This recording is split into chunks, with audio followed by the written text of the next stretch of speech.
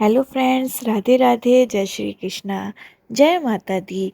Friends, जैसा कि आप सब जानते हैं, चैत नवरात्रि शुरू हो चुके हैं।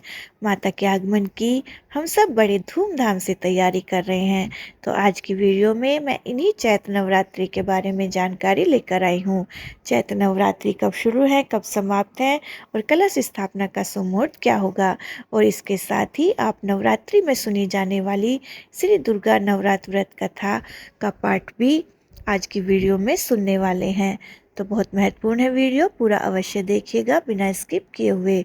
और वीडियो पसंद आए तो उसे लाइक, शेयर और मेरे चैनल को सब्सक्राइब अवश्य करिएगा। तो चलिए बिना देरी किए हुए वीडियो शुरू करते हैं। फ्रेंड्स, वर्ष 2026 में चैत नवरात्रि 19 मार्च 2026 गुरुवार से शुरू होकर 27 मार्च 2026 तक चलेंगी। पहले दिन 19 मार्च को प्रतिपदा तिथि पर कलश स्थापना की जाएगी, जिसका शुभ मुहूर्त होगा 26 मार्च को सुबह 6:52 से लेकर 7:53 के बीच। और दूसरा शुभ मुहूर्त होगा अभिजीत मुहूर्त, जो दोपहर में 12:05 से लेकर 12:53 तक रहेगा। अगर आप सुबह किसी कारणवश कलश स्थापना नहीं कर पाते हैं तो आप इस समय के बीच भी कलश स्थापना कर सकते हैं। फ्रेंड्स, इस वर्ष माता रानी का आगमन हाथी पर होगा, जिसे बहुत शुभ माना जाता है। इस वर्ष चैत नवरात्रि पूरे 9 दिनों की होगी, जिसमें माता रानी के 9 अलग अलग स्वरूपों की पूजा की जाती है। सनातन हिंदू नववर्ष भी चैत्र मास के शुक्ल पक्ष की प्रतिपदा तिथि से शुरू होता है। इसे चैत्र नवरात्रि और गुड़ी पड़वा के साथ मनाया जाता है। तो आप सभी को सनातन हिंदू नववर्ष की बहुत बहुत शुभकामनाएं। फ्रेंड्स, धार्मिक मान्यताओं के अनुसार इसी दिन ब्रह्मा जी ने सृष्टि की रचना की थी। फ्रेंड्स, माता रानी के जो नवरात्र व्रत होते हैं, इन व्रतों में उपवास या फलाहार आदि का कोई विशेष नियम नहीं होता है। प्रातः उठकर स्नान करके मंदिर में जाकर या घर पर ही नवरात्रों में दुर्गा जी का ध्यान करके व्रत रखना चाहिए, कथा पढ़नी चाहिए। कन्याओं के लिए यह व्रत विशेष फलदायक है। श्री जगदम्बा की कृपा से सब विघ्न दूर होते हैं। और कथा के अंत में बारंबार दुर्गा माता तेरी सदा ही जय का उच्चारण करना चाहिए। तो चलिए माता रानी का स्मरण करके माता रानी की चैत नवरात्र व्रत कथा का पाठ करते हैं। आप प्रेम पूर्वक सुनिएगा। बृहस्पति जी बोले, हे ब्रह्मा जी, आप अत्यंत बुद्धिमान, सर्वश्रेष्ठ और चारों वेदों को जानने वालों में श्रेष्ठ हो। हे प्रभु, कृपा कर मेरा वचन सुनो। चैत्र, आश्विन, माघ और आषाढ़ के शुक्ल पक्ष में नवरात्र का व्रत और उत्सव क्यों किया जाता है? हे भगवान, इस व्रत का क्या फल है? किस प्रकार करना उचित है? और पहले इस व्रत को किसने किया, सो विस्तार से कहो। बृहस्पति जी का ऐसा वचन सुनकर ब्रह्मा जी कहने लगे, हे बृहस्पति, प्राणियों का हित करने की इच्छा से तुमने बहुत अच्छा प्रश्न किया है। जो मनुष्य मनोरथ पूर्ण करने वाली दुर्गा, महादेव, सूर्य और नारायण का ध्यान करते हैं, वे मनुष्य धन्य है। यह नवरात्र का व्रत संपूर्ण कामनाओं को पूर्ण करने वाला है। इसके करने से पुत्र चाहने वाले को पुत्र, धन चाहने वाले को धन, विद्या चाहने वाले को विद्या और सुख चाहने वाले को सुख मिल सकता है। इस व्रत के करने से रोगी मनुष्य का रोग दूर हो जाता है। कारागार में बंद हुआ मनुष्य बंधन से छूट जाता है। मनुष्य की समस्त विपत्तियां दूर हो जाती हैं और उसके घर में संपूर्ण संपत्तियां आकर उपस्थित हो जाती हैं। बंध्या और काक बंध्या के व्रत, इस व्रत के करने से पुत्र पैदा हो जाता है। समस्त पापों को दूर करने वाले इस व्रत के करने से ऐसा कौन सा मनोरथ है जो सिद्ध नहीं हो सकता? जो प्राणी इस अलग मनुष्य देह को पाकर भी नवरात्र का व्रत नहीं करता है, वह अनेक प्रकार से दुखी रहता है। यदि व्रत करने वाला मनुष्य सारे दिन का उपवास न कर सके तो एक समय भोजन करे। उस दिन बांधवों सहित नवरात्र व्रत की कथा का श्रवण करे। हे बृहस्पति, जिसने पहले इस महाव्रत को किया उसका पवित्र इतिहास मैं तुम्हें सुनाता हूँ, तुम सावधान होकर सुनो।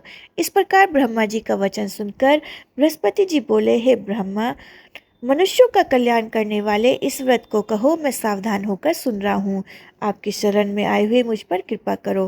ब्रह्मा जी बोले, पीठत मनोहर नगर में एक अनाथ नाम का ब्राह्मण रहता था। वह भगवती दुर्गा का भक्त था।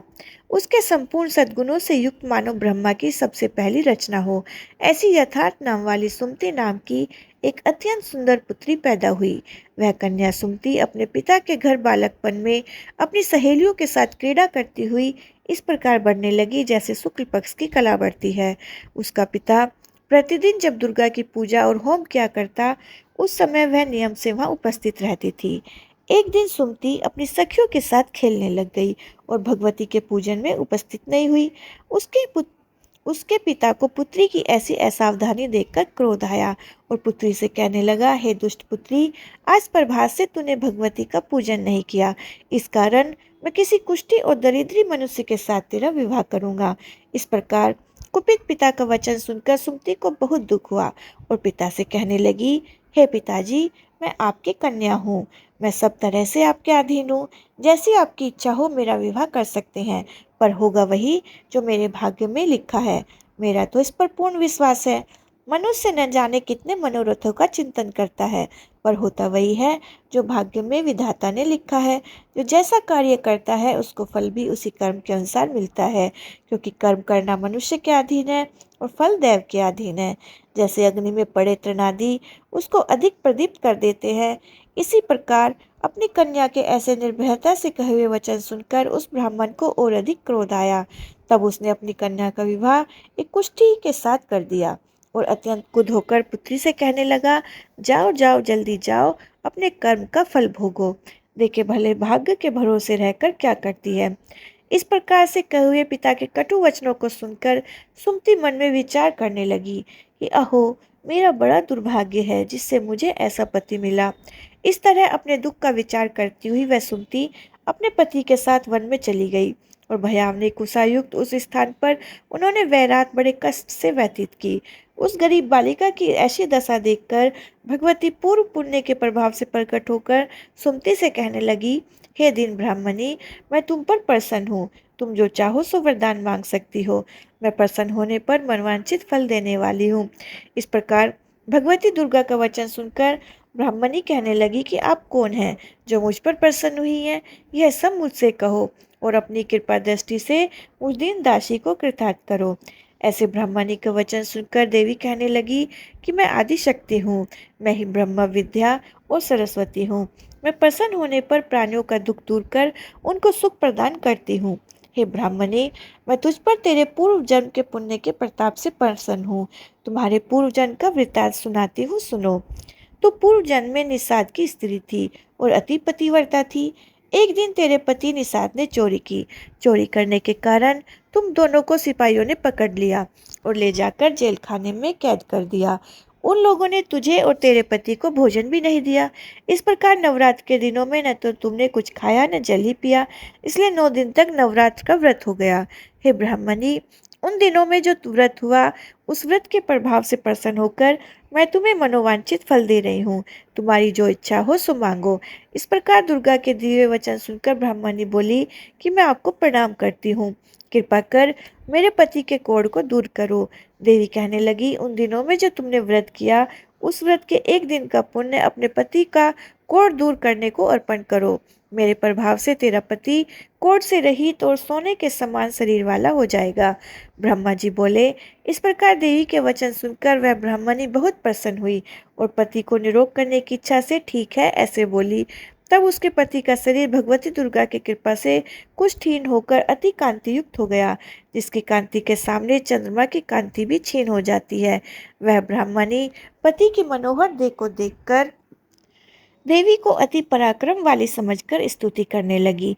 हे दुर्गे, आप दुर्गति को दूर करने वाली, तीनों जगत का संताप हरने वाली, समस्त दुखों को दूर करने वाली, रोगी मनुष्य को निरोग करने वाली, प्रसन्न होने पर मनवांछित वस्तु देने वाली और दुष्ट मनुष्यों का नाश करने वाली हो। तुम ही सारे जगत की माता और पिता हो। हे अम्बे, मुझ निरपराध अबला का मेरे पिता ने कुष्ठी मनुष्य के साथ विवाह कर मुझे घर से निकाल दिया। उनकी निकाली हुई पृथ्वी पर मैं घूमने लगी। आपने ही मेरा इस आपत्ति रूपी समुद्र से उद्धार किया है। हे देवी, मैं आपको प्रणाम करती हूँ। मुझ दीन की रक्षा करो। ब्रह्मा जी बोले कि हे बृहस्पति, इसी प्रकार उस सुमति ने मन से देवी की बहुत स्तुति की और उसके द्वारा की हुई स्तुति को सुनकर सुमति पर देवी को बहुत संतोष हुआ और ब्राह्मणी से कहने लगी, हे ब्राह्मणी, तेरे उद्दालक नाम का अति बुद्धिमान, कीर्तिमान और जितेंद्रिय पुत्र शीघ्र ही होगा। ऐसा कहकर वह देवी उस ब्राह्मणी से फिर कहने लगी कि हे ब्राह्मणी, और जो कुछ तेरी इच्छा हो वही मनवांछित वस्तु मांग सकती है। ऐसा भगवती दुर्गा का वचन सुनकर सुमति बोली, हे दुर्गे, अगर आप मुझ पर प्रसन्न हैं तो कृपा कर मुझे नवरात्र व्रत विधि बतलाइए। हे दयामयी, जिस विधि से नवरात्र व्रत करने से आप प्रसन्न होती हैं, उस विधि तथा उसके फल को मुझसे विस्तार पूर्वक कहें। इस प्रकार ब्राह्मणी के कहे हुए वचन सुनकर माँ दुर्गा कहने लगी, हे ब्राह्मणी, मैं संपूर्ण पापों को दूर करने वाली नवरात्र व्रत की विधि बतलाती हूँ, जिसको करने से समस्त पापों से छूटकर मोक्ष की प्राप्ति हो जाती है। आश्विन मास में शुक्ल पक्ष की प्रतिपदा से लेकर 9 दिन तक विधि पूर्वक व्रत करें। यदि दिन भर का व्रत न कर सके तो एक समय भोजन करें। पढ़े लिखे ब्राह्मणों से पूछकर घट स्थापना करें और वाटिका बनाकर उसको प्रतिदिन जल से सींचे। महाकाली, महालक्ष्मी और महासरस्वती की मूर्तियां बनाकर उनको नित्य विधि सहित पूजा करें और पुष्पों से विधि पूर्वक अर्घ दें। बिजोरा के फूल द्वारा अर्घ देने से रूप की प्राप्ति होती है। जायफल से कीर्ति और दाग से कार्य की सिद्धि होती है। आंवले से सुख और केले से भूषण की प्राप्ति होती है। इस प्रकार फलों से अर्घ देकर यथाविधि हवन करें। खांड, घी, गेहूं, शहद, जौ, तिल, बिल्व, नारियल, दाक और कदम से हवन करें। गेहूं से होम करने से लक्ष्मी की प्राप्ति होती है। खीर तथा चंपा के पुष्पों से धन और पत्तों से तेज व सुख की प्राप्ति होती है। आंवले से कीर्ति और केले से पुत्र होवे। कमल से राज सम्मान और दाखों से सुख और संपत्ति की प्राप्ति होती है। खांड, घी, नारियल, शहद, जौ और तिल, इनसे तथा फलों से होम करने से मनवांछित वस्तु की प्राप्ति होती है। व्रत करने वाला मनुष्य इस विधान से होम कर आचार्य को अत्यंत नम्रता के साथ प्रणाम करे और यज्ञ की सिद्धि के लिए उसे दक्षिणा दे। इस महाव्रत को पहले बताई हुई विधि के अनुसार जो करता है, उसके सब मनोरथ पूर्ण हो जाते हैं। इसमें तनिक भी संशय नहीं है। इन 9 दिनों में जो दान आदि दिया जाता है, उसका करोड़ों गुना फल मिलता है। इस नवरात्र का व्रत करने से ही अश्वमेध यज्ञ का फल मिलता है। हे ब्राह्मणी, इस संपूर्ण कामनाओं को पूर्ण करने वाले उत्तम व्रत को तीर्थ, मंदिर अथवा घर में ही विधि के अनुसार करें।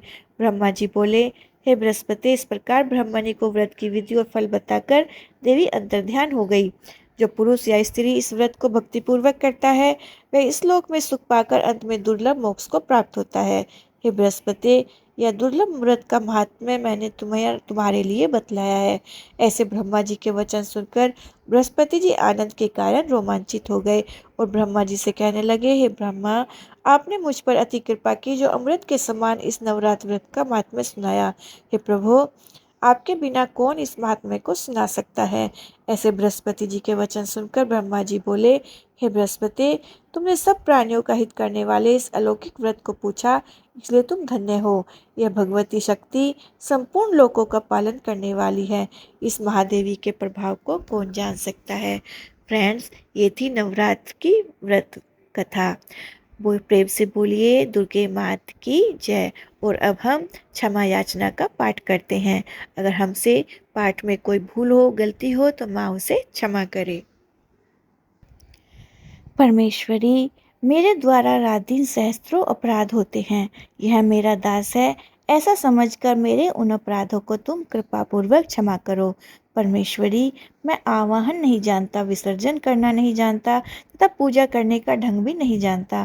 क्षमा करो देवी सुरेश्वरी, मैंने जो मंत्रहीन, क्रियाहीन और भक्तिहीन पूजन किया, वह सब आपकी कृपा से पूर्ण हो। जगदम्बिके, मैं अपराधी हूँ, किंतु तुम्हारी शरण में आया हूँ। इस समय दया का पात्र हूँ, जैसा चाहो करो। देवी परमेश्वरी, अज्ञान से, भूल से अथवा बुद्धि भ्रांत होने के कारण मैंने जो न्यूनता या अधिकता कर दी हो, वह सब क्षमा करो और प्रसन्न हो। सच्चिदानंद स्वरूपा परमेश्वरी, जगत माता कामेश्वरी, तुम प्रेम पूर्वक मेरी यह पूजा स्वीकार करो और मुझ पर प्रसन्न रहो। तो ये थी क्षमा याचना का पाठ। प्रेम से बोलिए दुर्गा माता की जय। फ्रेंड्स, वीडियो पसंद आए तो प्लीज़ वीडियो को लाइक करें, शेयर करें और मेरे चैनल को अभी तक आपने सब्सक्राइब नहीं किया है तो उसे सब्सक्राइब करके बेल आइकन को प्रेस करें, ताकि आने वाली वीडियो का नोटिफिकेशन आप सभी को सही समय पर प्राप्त हो सके। आप सभी को नवरात्रों की और नए सनातन नववर्ष की बहुत बहुत शुभकामनाएं। मिलती हूँ मैं आपसे अगली वीडियो में। तब तक के लिए नमस्कार।